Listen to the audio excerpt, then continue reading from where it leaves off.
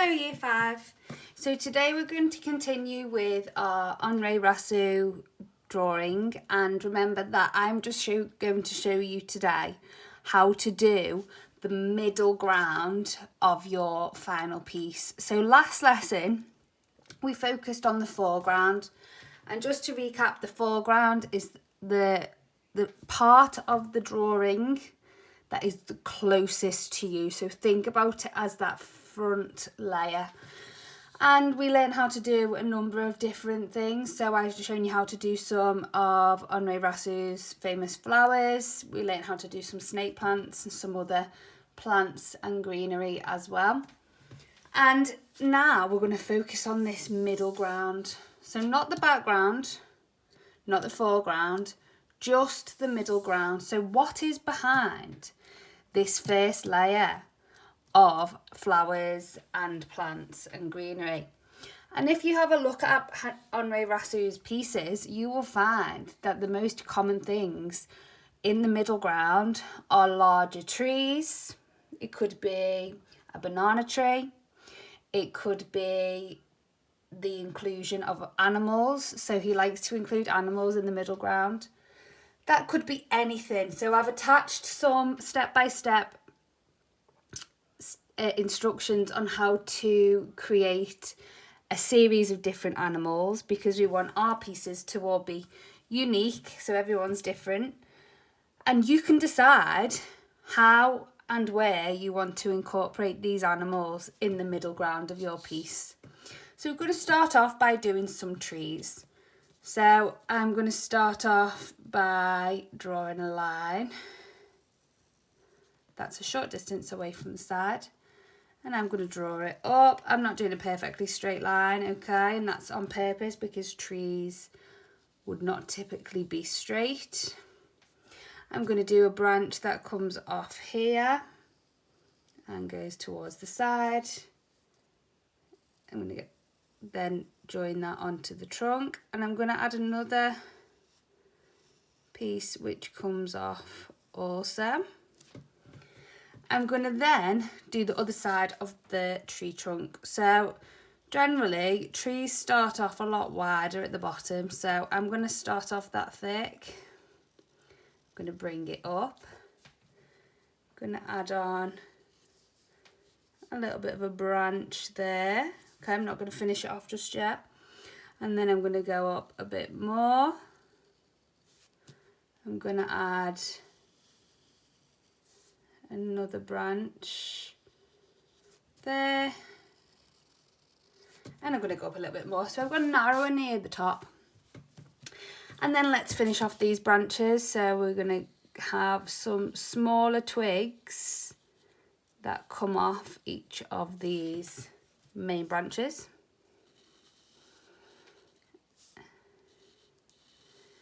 And all branches will get smaller, and they will normally split off like so. I'm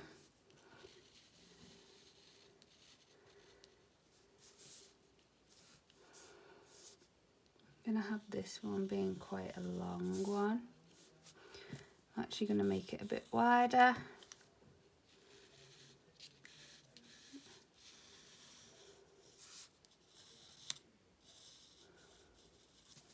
Like so, and I'm going to add one more there. So if you have a little look at the composition of my piece, I've started off on the left side, but I've brought some of the branches further over. Branches are important because we can incorporate a lot of animals in branches, remember. What could either live in the trees, or it could be using trees as a method of transport, such as a monkey. And then we're going to go onto this side of the page. Again, not all the way fully on the right. We're going to leave a little bit of a gap. And I'm going to start doing a tree. This time it's going to be more of a banana tree. So again, start off with a line, take it to the top. Don't worry about it being perfectly straight.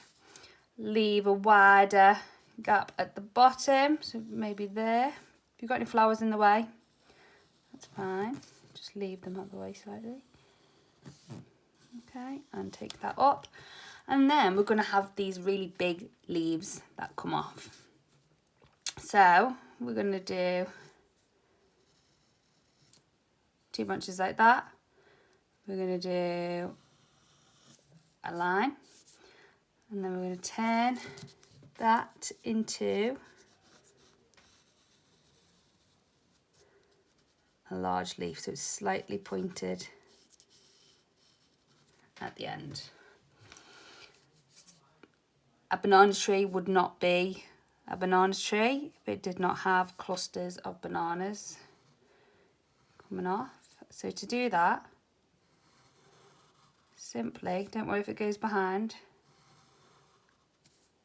start with one there. So it's very similar actually to how we did the flowers last week.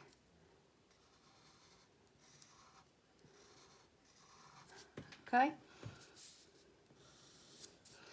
I would also have a leaf that's coming behind this part here. It's about merging the two, foreground and middle ground, together slightly to make it a cohesive piece.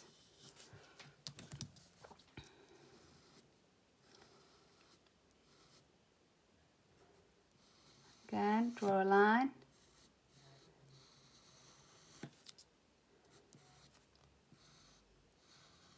Draw some leaves coming off it.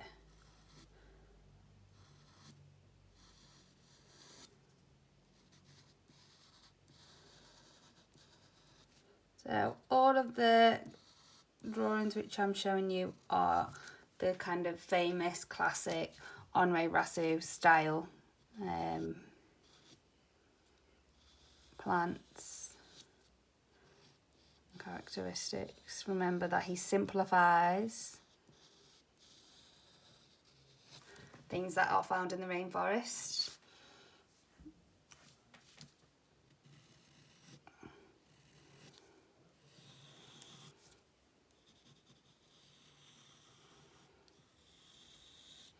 You're just going to continue the leaves to go up that tree.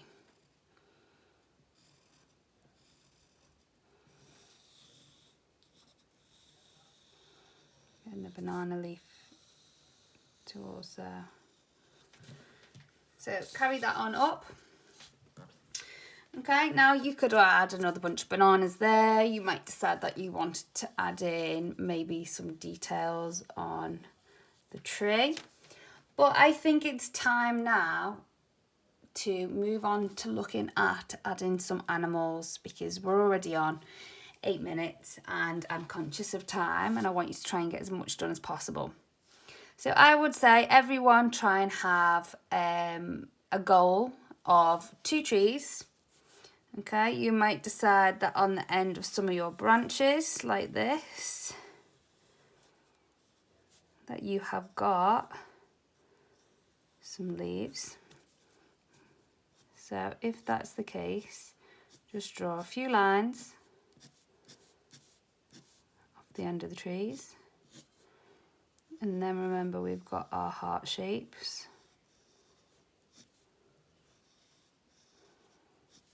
That is your famous kind of Henri Rosseau style leaf. And we're going to start off thinking about what animals we could potentially see in the trees in the rainforest. So, nice easy one to get started might be to have a toucan bird sat on the tree. You might decide that you would like to have a snake on one of the trees. I'm actually going to add a snake coming up this banana tree here, and I'm going to have a bird maybe on the branch here, and I could even include a tiger in that middle part. So let's get started with the snake. I'm going to start off by just doing the main shape of what the snake is going to be, and the snake is going to be wrapping around this tree. It's going to start here and it's going to be coming up. It's going to go round behind the tree It's going to come from behind the tree here, and it's going to have a curved neck like so. Okay, so now let's change that into a 3D snake rather than a line. So this would be the tail of the snake. I'm actually going to bring it. Now remember, with snakes, they actually start off more skinny near the tail, and then their bodies get a bit fatter near the middle. Now to make this look 3D, you just join the lines together like that. Okay, it's going to be coming back around the tree this side. So again, make sure that you're curving it down to give it that three-dimensional feel. And then starts to go a little bit skinnier again by the head. Now the head, all you need to do for the head is start off, so with it starts to go slightly wider, and then skinnier, and it's a bit of a flat area where the nose is. You could add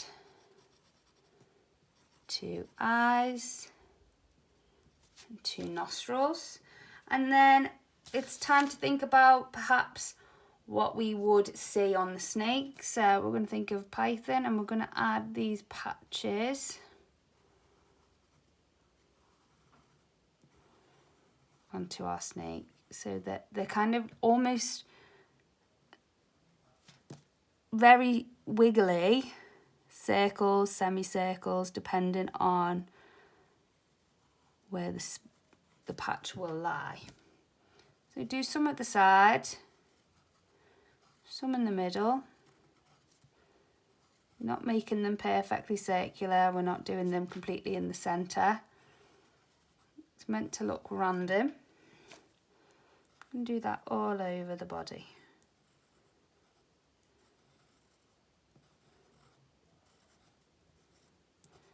Okay, and we have got a snake. If you want to, you can even put a tongue coming out that snake. So we've got a snake there. And the next one that we're going to go on to do is, what should we do? Shall we do the toucan? Yeah. So for the toucan, we're going to start off. I'm just trying to think how I actually done my step by step.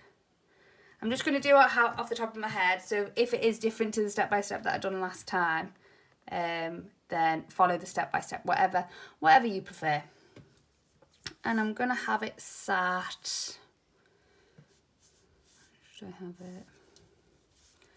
I'm going to have it sat here.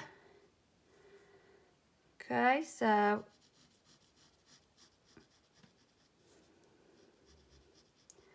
going to start off with the body. I'm going to have the toucan facing this way.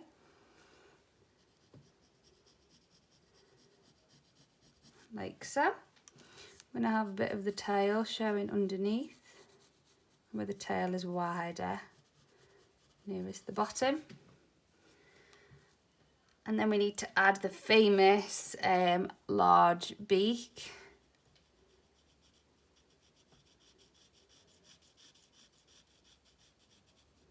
To make sure it's nice and long. I'm going to do it in front of that branch, and then I can always rub the branch out afterwards. And it should go to a point. And then we need to do the famous markings on the toucan birds. So they have a patch, like so. Then they have a smaller patch, which is usually yellow. And then inside that they will have their eye.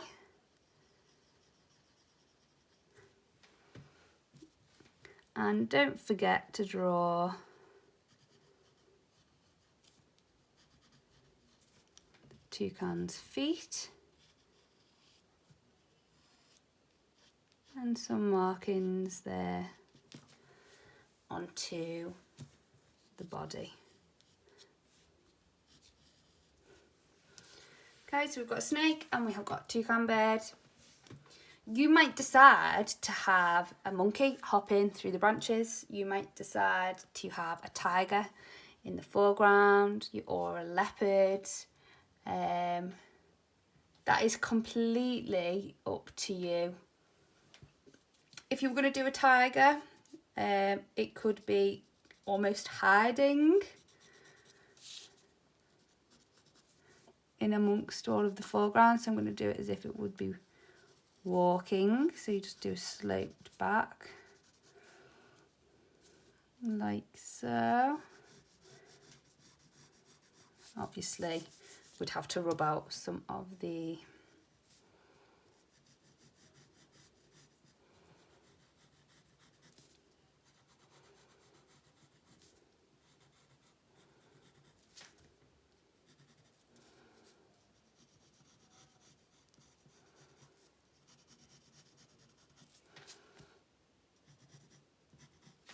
okay, and then you could obviously follow the, I will upload some step-by-step for tigers. You could add the markings on, you could make that look more like a tiger.